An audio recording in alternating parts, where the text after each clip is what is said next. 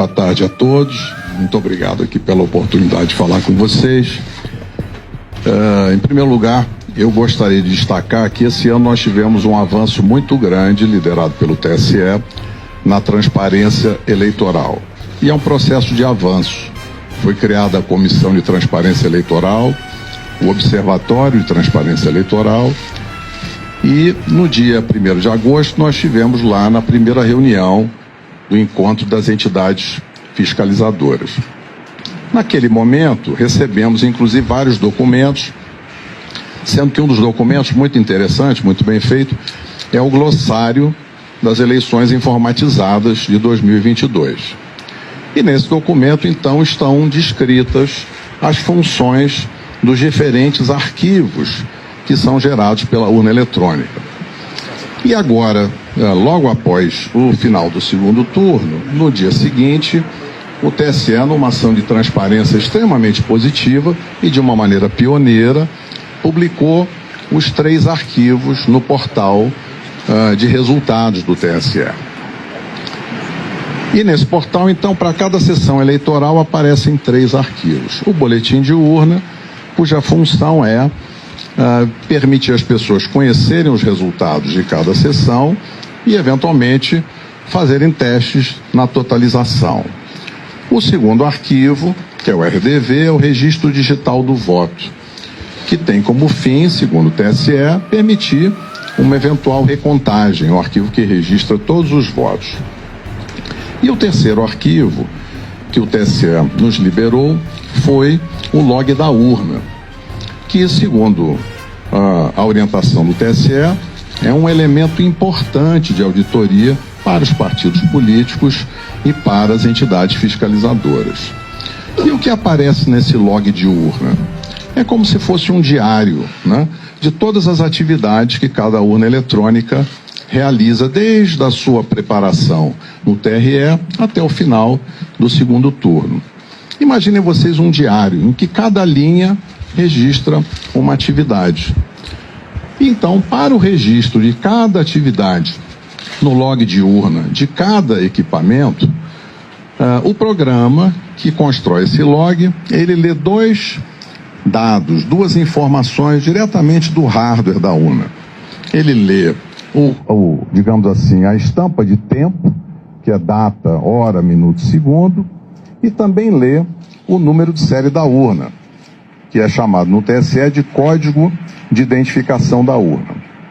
E é muito importante que essas informações estejam todas corretas, porque são essas informações que garantem a associação daquela atividade, daquele registro de atividade com o hardware, com aquele equipamento físico que realizou aquela atividade. E é importante destacar o seguinte: o nosso trabalho técnico de engenheiros, a gente faz isso para outras organizações do setor privado, e quem audita constrói, quem audita procura sempre colaborar com a organização auditada, e no caso aqui é nosso propósito contribuir com o aperfeiçoamento do sistema e ampliar a confiança, seja dos eleitores, seja dos candidatos, em todo o processo eleitoral. Então esse é o nosso objetivo. E nessa linha, então, seguindo a orientação do TSE, fomos analisar os arquivos log de urna, que é esse elemento de auditoria que pela primeira vez foi divulgado junto com os boletins de urna. E como é que a gente fez isso? A gente foi buscar uma plataforma inteligente de dados, usamos também planilhas Excel, mas como as tabelas são muito grandes, foram construídas 2 grandes bases de dados, uma com todas as linhas de todos os boletins de urna, para fazer análise de registro de votos, e a outra tabela, uma grande tabela, com todas as linhas de todos os arquivos log de urna, de todas as urnas. São mais de 472 mil urnas. Ao montar essa tabela, aí surgiu uma ocorrência, que foi que nos chamou a atenção. Em alguns milhões, na realidade, em alguns bilhões de linhas, aparece apenas um número, que é um número inválido, ele está fora da faixa de numeração. Os códigos de identificação da urna, que são o número de série, eles vão até um valor de 2 milhões e pouco. E esse número que aparece lá é um número de 67 milhões e uns quebrados. Ora, buscamos diversas formas de encontrar mais informações, mas infelizmente ficou constatado nesse trabalho da equipe técnica que há dois comportamentos diferentes. Um comportamento das urnas novas, né? Que são as urnas modelo UE 2020, que chegaram recentemente. São pouco menos de 193 mil urnas, está mais ou menos 40,8% de todas as urnas. E nessas urnas 2020, o arquivo é gerado da forma esperada. Então, em cada linha que registra cada atividade, aparece o código de identificação da urna correto, que permite associar, então, vincular aquela linha de registro de atividade à urna que realizou aquela atividade.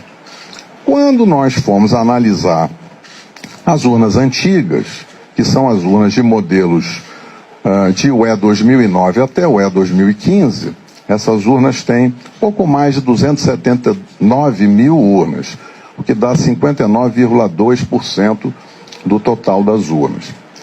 Nessas urnas, infelizmente, encontramos esse número inválido na quarta coluna do log.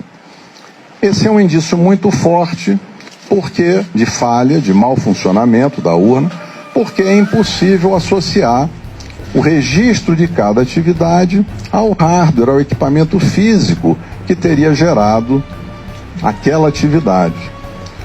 Isso, evidentemente, tornou um problema, porque é muito desagradável ter esse indício de mau funcionamento, porque gera incerteza agora nos dados que são gerados por essas urnas. Por isso aqui nós gostaríamos de interagir construtivamente com o TSE e avaliar com eles. Existe lá uma previsão na resolução que abre a fiscalização, que é para se fazer exatamente quando ocorre um evento extraordinário, se fazer uma verificação extraordinária após o pleito, e é isso que a gente espera fazer na sequência dessa descoberta.